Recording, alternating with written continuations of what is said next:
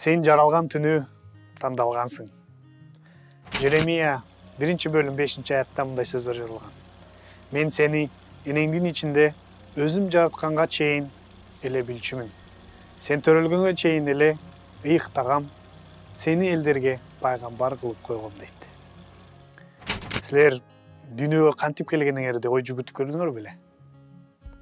Силердин ата энеңер ошол түнү чогуу болуп, силерди каалап, бул дүйнөгө алып келели дегенде туюлдук болуп пайда болгонсуз деп биология түшүндүрөт.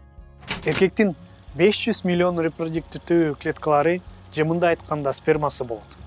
Ошол 500 миллион эркек репродуктивдүү клеткаларынын арасында бири сен болгонсуң. Мындай айтканда сен 499 миллион арасында биринчи болуп бул дүйнөгө келдиң. Энтони Де Стефано мындай деп айтат. 500 миллион башка адамдар силердин ордуңарга бул дүйнөгө келмек.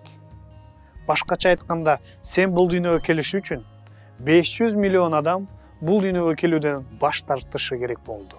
Ал кызыктуу жыйынтык менен сөзүн бүтүрөт. Татаал статистика менен караганда, сенин бул дүйнөгө бар болгонуң бул керемет. Бул жашоодо силер ар кандай кыйынчылыктар менен жолуккансыңар. Ыңгайсыз жана кайгылуу убакыттар болгон. Бирок эстен тутпашыбыз керек. Бул дүйнөгө чемпион болуп келдиң сен. Эмне үчүн билесиңерби?